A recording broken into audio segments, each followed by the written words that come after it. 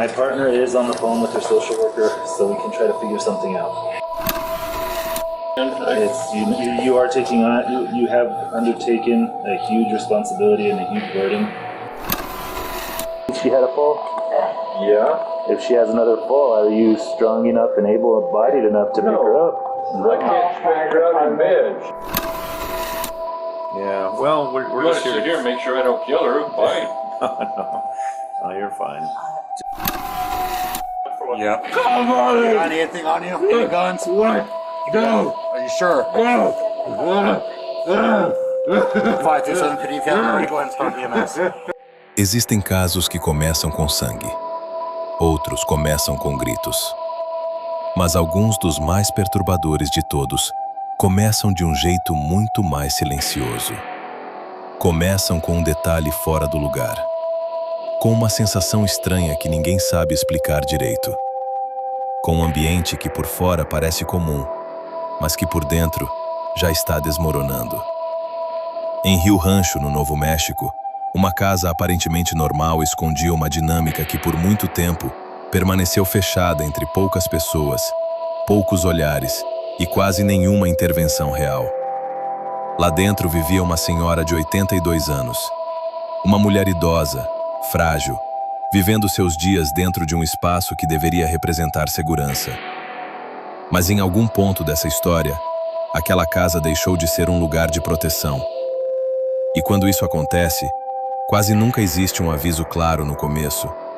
Não há uma placa na porta. Não há uma cena óbvia para quem vê de fora. O que existe é algo mais sutil, mais difícil de provar. E justamente por isso, muitas vezes, mais perigoso. Porque o perigo nem sempre chega fazendo barulho.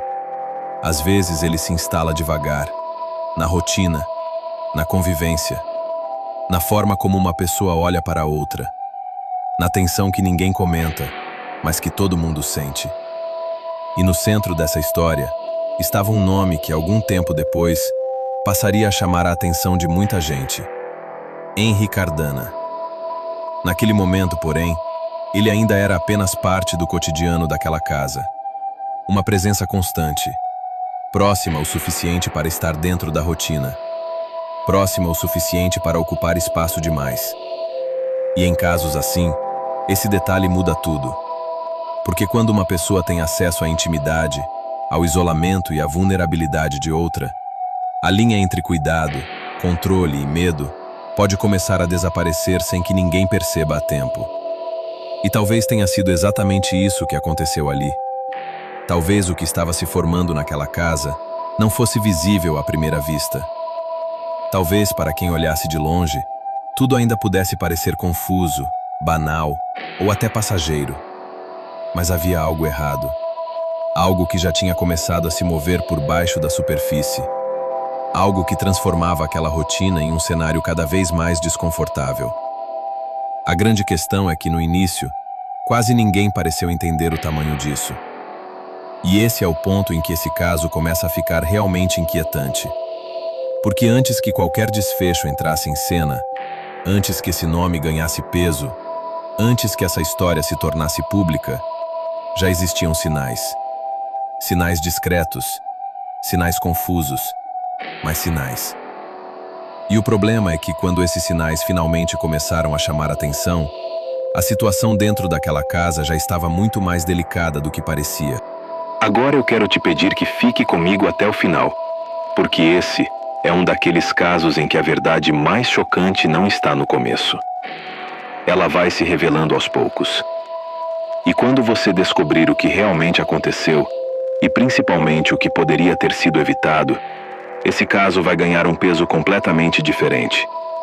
Então aproveita agora, deixa o like, se inscreve no canal para não perder os próximos vídeos e comenta aqui embaixo. Qual foi o primeiro detalhe que te deixou desconfiado nessa história? Porque a partir de agora, cada novo detalhe começa a mudar tudo. Para quem olha uma história assim de fora, existe uma tendência quase automática de imaginar que o perigo sempre vem de alguém distante, de um estranho, de uma invasão, de uma presença inesperada. Mas na vida real, alguns dos cenários mais delicados surgem justamente do contrário. Eles nascem da proximidade, da convivência diária, da presença constante, do tipo de relação em que uma pessoa passa a ocupar espaço demais dentro da rotina da outra, até o ponto em que já não fica tão fácil separar companhia de influência, influência de controle e controle de medo. Juniane Fanel tinha 82 anos. Era uma mulher idosa, vivendo uma fase da vida em que segurança, estabilidade e confiança não eram detalhes, eram necessidade. E quando alguém nessa condição divide o próprio espaço com outra pessoa de forma constante, tudo depende da natureza dessa presença.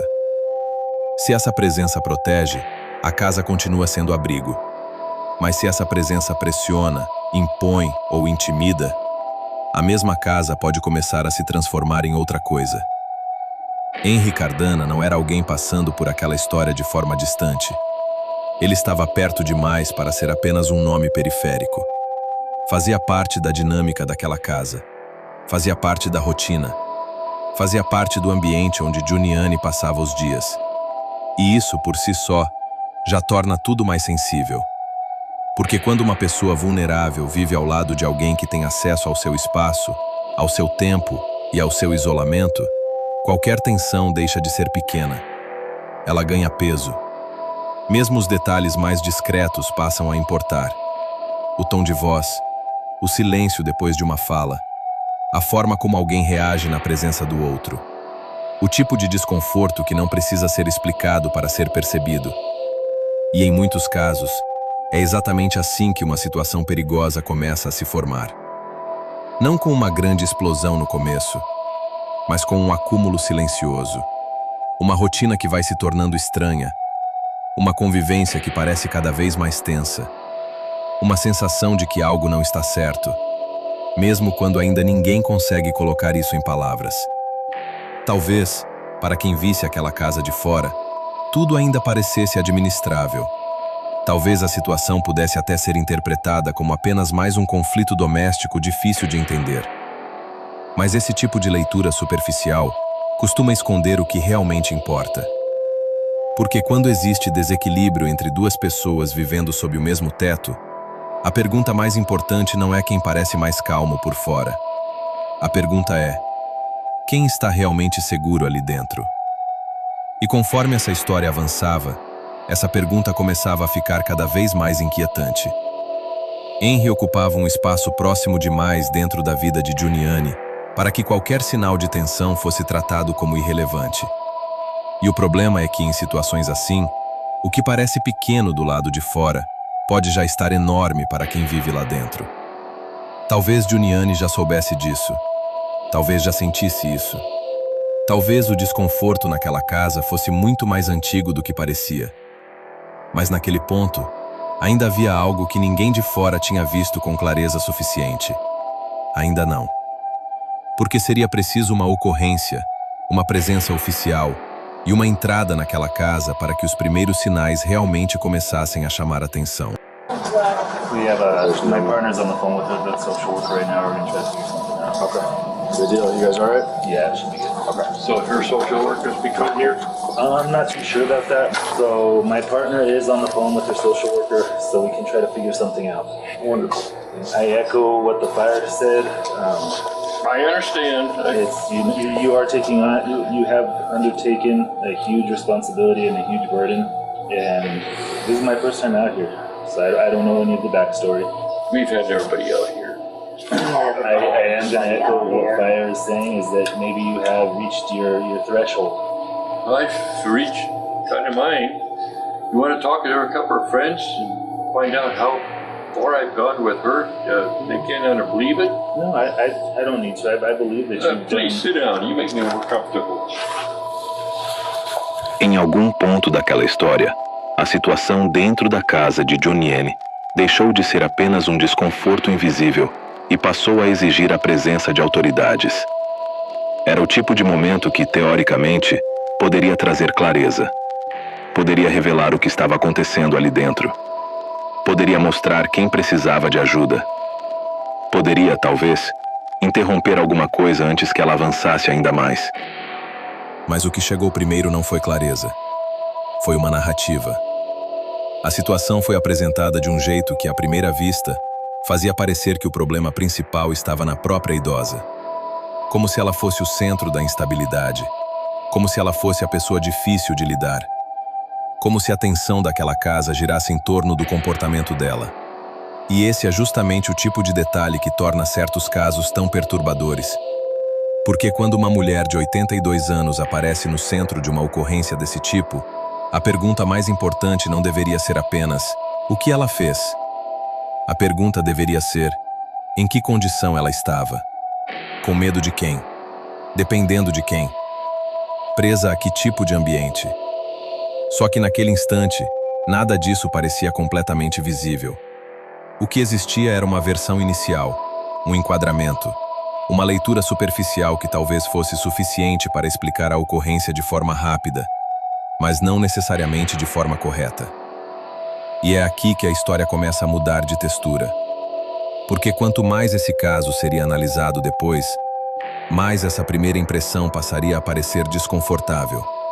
Não porque estivesse totalmente desconectada do que acontecia ali, mas porque parecia mostrar só a casca da situação e esconder justamente a parte mais delicada. Talvez, naquele momento, ainda fosse difícil para quem chegava de fora entender de imediato quem estava desorientado, quem estava sob pressão e quem realmente representava risco. Mas a verdade é que, quando uma história começa com a pessoa mais vulnerável sendo apresentada como o problema principal, quase sempre vale a pena olhar de novo. E seria exatamente isso que começaria a acontecer quando os agentes finalmente entrassem naquela casa.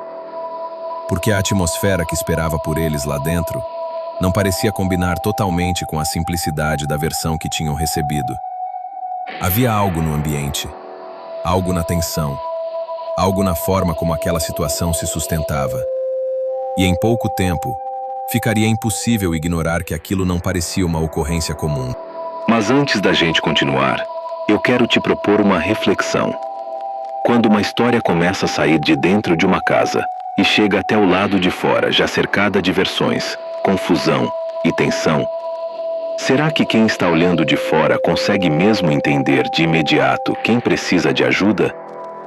Ou será que, em muitos casos, a pessoa mais vulnerável acaba parecendo o problema, justamente porque é a que menos consegue se defender? E eu quero muito saber o que você está pensando até aqui. Então comenta aqui embaixo. Nesse ponto da história, qual é a sua impressão? Você sente que havia algo claramente errado naquela casa? Ou acha que ainda faltam peças para entender o que realmente estava acontecendo? E se você gosta de casos contados com esse tipo de profundidade, já deixa o seu like e se inscreve no canal, porque isso ajuda muito o conteúdo a chegar em mais pessoas. Agora continua comigo, porque o que os policiais encontraram ao entrar naquela casa só fez essa história ficar ainda mais estranha. Até esse ponto, muita coisa ainda podia ser colocada na zona da dúvida. O clima era estranho. A casa parecia carregada. A dinâmica entre as pessoas ali dentro não transmitia segurança. Mas, mesmo assim, ainda existia espaço para interpretações. Ainda era possível imaginar que tudo aquilo fosse apenas uma situação confusa, difícil de administrar, cercada por versões conflitantes. Só que existe um momento, em certos casos, em que a dúvida começa a perder força. Um instante em que o desconforto deixa de ser apenas atmosfera e passa a ganhar forma. E naquela casa, esse momento começou a surgir quando Giuliani deixou cada vez mais claro que não queria permanecer ali sozinha. Esse detalhe muda tudo. Porque uma coisa é uma pessoa idosa estar no centro de uma ocorrência tensa. Outra completamente diferente é essa mesma pessoa demonstrar de maneira perceptível que se sente insegura no ambiente em que está. E foi exatamente aí que a história começou a ficar mais pesada. O medo de Giuliani não parecia vir de uma confusão qualquer. Não tinha o peso de um mal-estar passageiro. Não soava como simples desconforto de uma discussão doméstica comum. Havia algo mais. Algo que transformava aquela presença policial em uma espécie de fronteira. Como se, enquanto existissem pessoas de fora ali dentro, aquela mulher ainda estivesse agarrada ao único intervalo de proteção disponível naquele momento. E é essa percepção que torna essa cena tão desconfortável. Porque quando alguém vulnerável deixa transparecer que não quer ser deixado sozinho em determinado ambiente, o que está sendo comunicado nem sempre precisa vir em frases longas.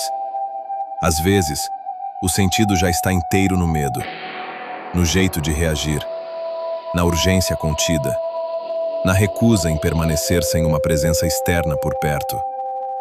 E então veio o detalhe que faria esse caso assumir um peso ainda maior.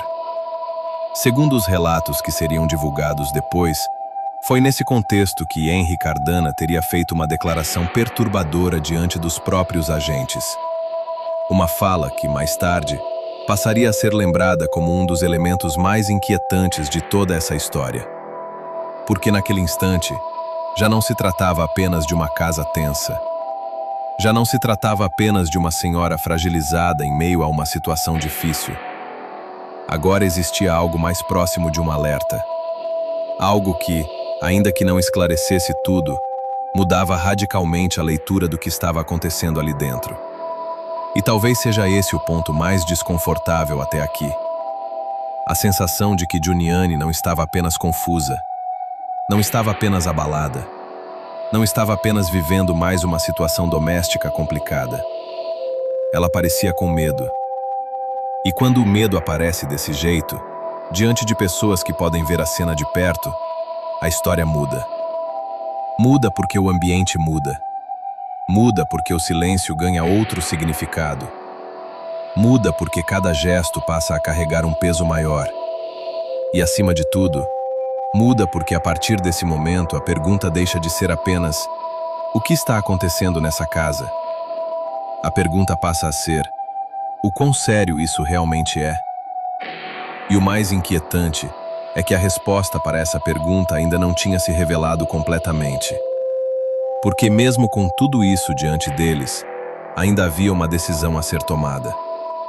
E seria justamente essa decisão que abriria espaço para a parte mais angustiante de toda a história. Depois que a casa voltou a se fechar, a história entrou em uma zona em que o lado de fora já não podia mais enxergar o que estava acontecendo.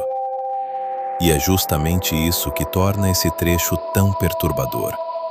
Porque, daqui em diante, não existe mais a presença de alguém observando a cena. Não existe mais interferência externa. Não existe mais aquele breve intervalo em que Giuliani ainda não estava completamente sozinha dentro da realidade que parecia temer. O que existe é silêncio. Um silêncio carregado demais para parecer neutro. Um silêncio que, olhando para trás, parece quase impossível de suportar. Porque agora, o espectador já sabe que aquela tensão não foi embora quando os agentes saíram. Ela ficou. Ficou dentro da casa. Ficou na dinâmica entre aquelas pessoas. Ficou no ambiente que já parecia desequilibrado. E ficou, principalmente, ao redor de uma mulher idosa que pouco antes havia deixado claro que não queria permanecer ali sozinha. You guys hear when this happened? No, I had called Henry and I noticed that he was crying when I called him. That was just minutes ago that we were coming over.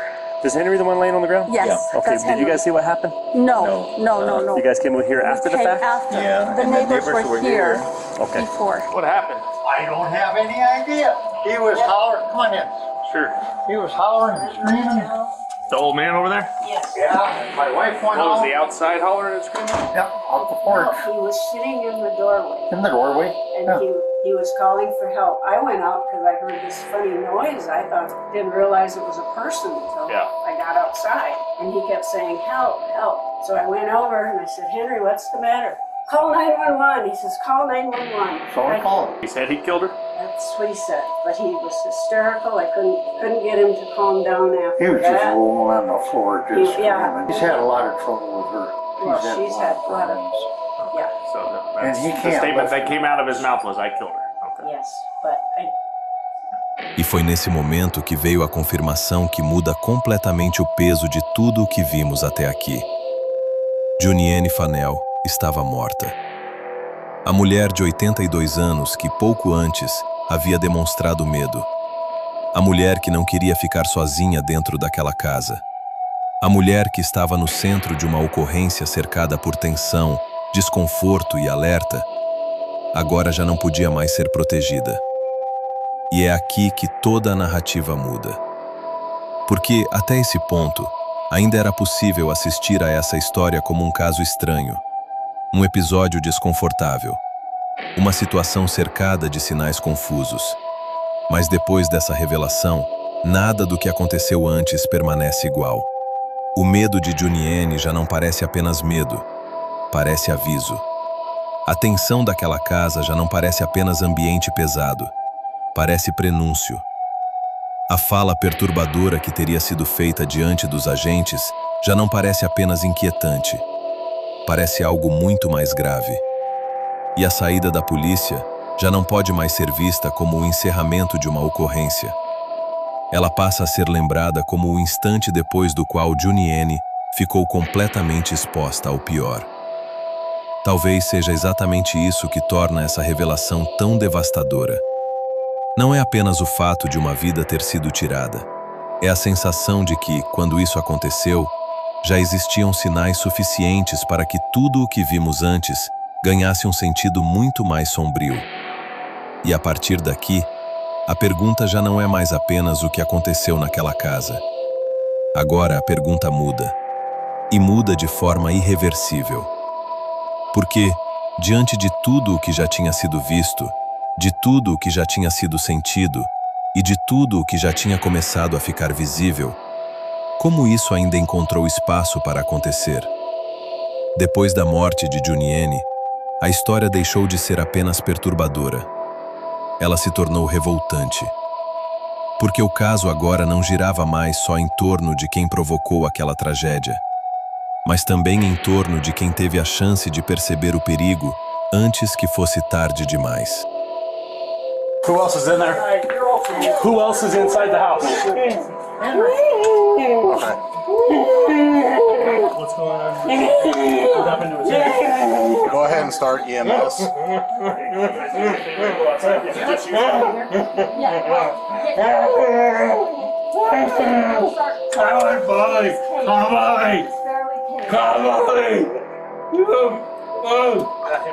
Yeah. Got anything on you? Any guns? What? Go. Are you sure? Go. 527 PD family, go ahead and start EMS. 45B, secured. Attention inside the residence, Rio Rancho Police Department. Step out, your hands up and empty. Moving. E é aqui que esse caso começa a incomodar de um jeito ainda mais profundo. Porque, quando a gente olha para tudo o que aconteceu, a sensação não é só de tragédia. É de acúmulo. Acúmulo de sinais. Acúmulo de tensão. Acúmulo de decisões erradas. E quanto mais eu penso nessa história, mais perguntas aparecem.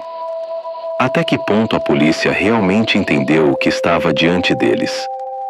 Será que aquela cena foi lida como deveria? Será que o medo daquela mulher recebeu o peso que merecia? Ou será que, mais uma vez, a pessoa mais vulnerável acabou parecendo apenas parte do problema, quando na verdade era quem mais precisava de proteção? E do outro lado dessa história está Henry Cardana, um homem que, segundo a própria defesa e tudo o que veio sendo discutido em torno do caso, aparecia cercado por tensão, desgaste e exaustão emocional. Mas aqui existe uma questão que não pode ser ignorada. Em que momento o cansaço, o desgaste ou o colapso de alguém deixam de ser contexto e passam a coexistir com uma violência que nada pode justificar? Porque uma coisa é tentar entender o estado mental de quem estava naquele ambiente. Outra completamente diferente é permitir que isso apague a realidade mais brutal de todas. Uma mulher de 82 anos terminou morta. Então eu quero te ouvir de verdade nos comentários. Na sua visão, esse caso foi apenas um homicídio cometido por um homem em colapso? ou também um retrato grave de negligência diante de sinais que já estavam aparecendo? Comenta aqui embaixo, porque a sua leitura desse caso importa muito. E se você gosta de conteúdos que vão além da superfície, que não contam só o crime, mas também questionam tudo o que existe em volta dele, aproveita para se inscrever no canal. E compartilhe esse vídeo com alguém que também goste de casos reais, analisados com mais profundidade. Porque às vezes são justamente esses detalhes que mais precisam ser debatidos. Porque no fim, esse caso parece deixar uma ferida difícil de fechar. A violência é impossível de ignorar. A responsabilidade de Henry Cardana é inevitável dentro dessa história. Mas ao mesmo tempo, também fica a pergunta sobre tudo o que aconteceu antes e sobre quantas chances existiram de perceber que aquela situação já tinha ido longe demais. Henry Cardana acabou preso e hoje cumpre pena pela morte de Junien Fanel. Depois de se declarar culpado por voluntary manslaughter, ele está cumprindo uma sentença de 6 anos. Mas a prisão dele não encerra a parte mais perturbadora dessa história. Porque Junien ainda estava viva quando o medo já era visível. Os sinais já existiam, a tensão já existia, e mesmo assim, o pior ainda encontrou espaço para acontecer. No fim, Henry Cardana foi condenado, mas o caso de Junien Fanel continua assombrando muita gente por um motivo maior. A sensação de que essa tragédia não começou no disparo final. Ela começou muito antes.